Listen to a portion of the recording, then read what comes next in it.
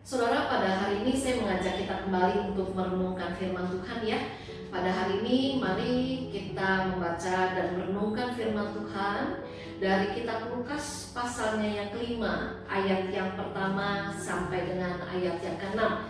Dan saya akan membacakannya bagi saudara semua dimanapun pada saat ini saudara berada. Lukas 5 ayat yang pertama. Pada suatu kali Yesus berdiri di pantai Danau Genesaret, sedang orang banyak mengerumuni dia hendak mendengarkan firman Allah. Ia melihat dua perahu di tepi pantai, nelayan-nelayannya telah turun dan sedang membasuh jalannya. Ia naik ke dalam salah satu perahu itu, yaitu perahu Simon, dan menyuruh dia supaya menolakkan perahunya sedikit jauh dari pantai. Lalu ia duduk dan mengajar orang banyak dari atas perahu itu. Setelah selesai berbicara, ia berkata kepada Simon, "Bertolaklah ke tempat yang dalam dan tebarkanlah jalamu untuk menangkap ikan." Simon menjawab, "Guru, telah sepanjang malam kami bekerja keras dan kami tidak menangkap apa-apa. Tetapi karena Engkau menyuruhnya, aku akan menebarkan jala juga." Dan setelah mereka melakukannya, mereka menangkap sejumlah besar ikan sehingga jala mereka mulai koyak. Saudara, kita diingatkan senantiasa bahwa yang berbahagia adalah kita yang bukan hanya siap untuk membaca, mendengarkan firman Tuhan, namun yang berbahagia adalah kita yang mau menyiapkan diri untuk menjadi pelaku firman. Saudara yang dikasihi oleh Tuhan, karena terjadinya gelombang PHK besar-besaran akibat pandemi COVID-19, Saul dan juga istrinya Amanda terkena PHK. Dan demi terus untuk mencukupi kebutuhan rumah tangga mereka, pada akhirnya mereka bersepakat untuk membuka warung nasi kecil dengan cara mereka menyewa sebuah kios di pinggir jalan. Mereka menjual nasi rames dan juga minuman dengan harga yang terjangkau. Namun saudara, sudah hampir 1 bulan berjalan, warung yang dibuka oleh Saul dan Amanda selalu saja sepi pembeli. Sampai suatu hari Saul mengatakan pada Amanda, "Lebih baik kita segera tutup warung pada hari ini. Percuma kita buka sampai jam 8 malam, tidak akan ada lagi yang datang, tidak akan ada yang membeli." Tetapi rupa-rupanya saudara, Amanda tidak menyetujui apa yang menjadi usulan dari Saul. Amanda mengatakan, "Saul, bagaimana kalau hari ini kita tutup seperti biasa saja, jam 8, siapa tahu nanti ada orang yang datang." Dan akhirnya saudara, walaupun dengan berat hati, akhirnya Saul menyetujui saran dari istrinya.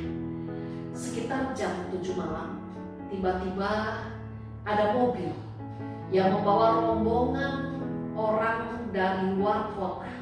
Dan rupa-rupanya mereka membeli nasi rames untuk dibungkus untuk mereka makan dalam perjalanan mereka selanjutnya. Dan tanpa diduga, beberapa hari kemudian warung nasi rames Saul dan Amanda selalu ramai didatangi pembeli.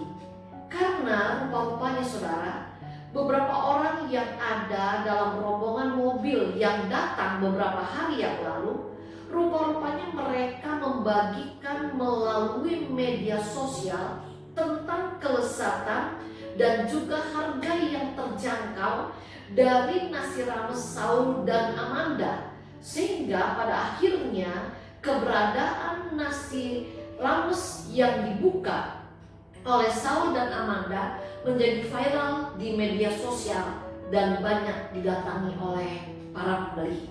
Saudara yang dikasihi oleh Tuhan, seandainya saja pada waktu itu Amanda berputus asa seperti Saul, maka mereka tidak akan mengalami banyaknya orang yang pada akhirnya akan menjadi pembeli nasi rames mereka, bahkan yang pada akhirnya menjadi pelanggan mereka. Saudara yang dikasih oleh Tuhan, pada saat ini kita berjumpa dengan Simon. Dan kalau kita melihat perikop kita pada saat ini, kita juga bisa melihat satu hal. Seandainya saja pada waktu itu Simon membiarkan dirinya ada dalam keputusasaan karena sudah semalam mencari ikan dan hasilnya nihil. Lantas siang itu Yesus menyuruhnya kembali mencari ikan. Seandainya saja Simon pada waktu itu membiarkan dirinya dikuasai oleh keputusasaannya, tentu saja dia akan menolak perintah Yesus. Sudah mencari ikan pada malam hari saja tidak dapat, apalagi mencari ikan pada siang hari. Tetapi saudara, kalau kita lihat di dalam ayat yang kelima, Simon mengatakan demikian, "Guru, telah sepanjang malam kami bekerja keras dan kami tidak menangkap apa-apa. Tetapi karena Engkau menyuruhnya, aku akan menebarkan jala juga." Saudara, kalau kita lihat, walau pada waktu itu kalau kita coba bayangkan, Simon sudah sangat lelah, nyaris putus asa. Namun rupanya ia tidak membiarkan dirinya dikuasai oleh keputusasaan. Ia masih menyimpan secercah harapan akan mendapatkan ikan. Oleh karena saudara, pada saat ini kita melihat pada akhirnya Simon mengikuti apa yang Yesus perintahkan. Karena Simon percaya kepada Yesus.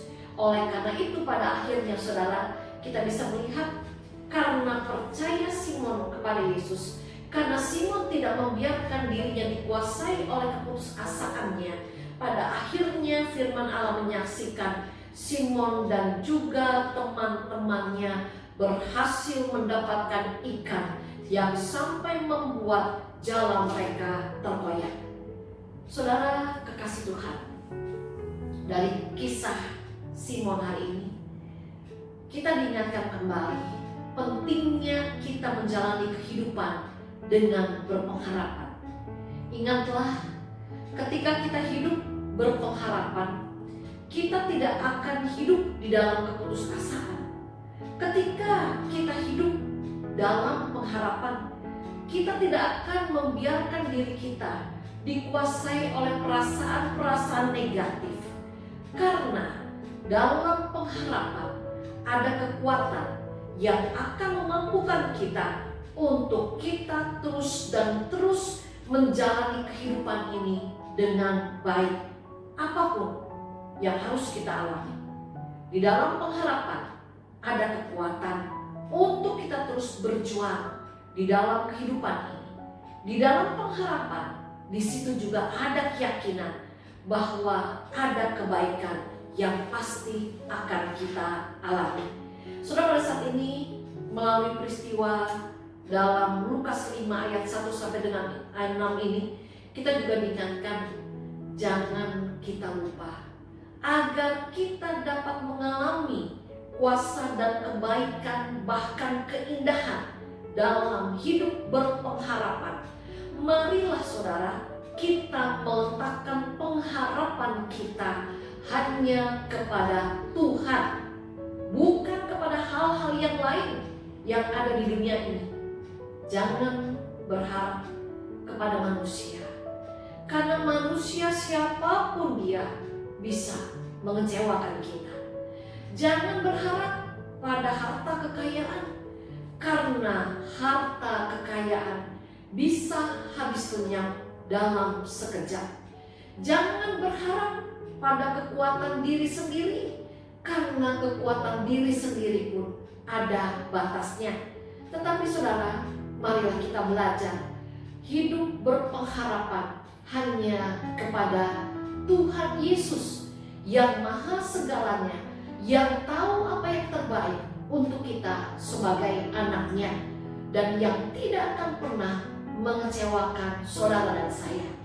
Akhirnya saudara, selamat hidup berpengharapan hanya kepada Tuhan, agar saudara dan saya selalu mempunyai gairah dalam menjalani kehidupan ini seperti yang Tuhan mau.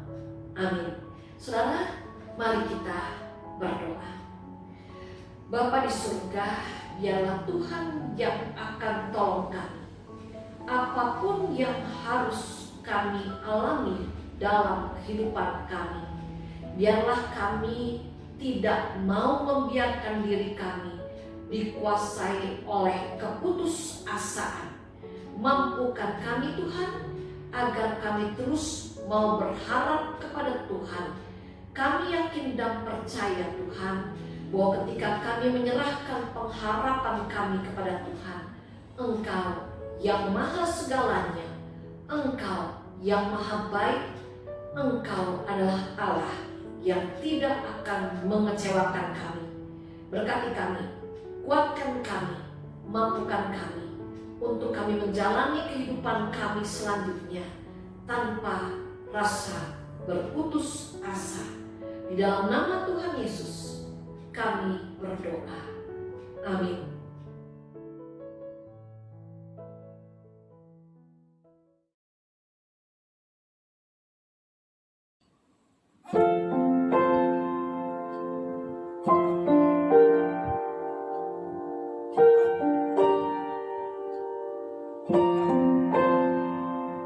Thank you.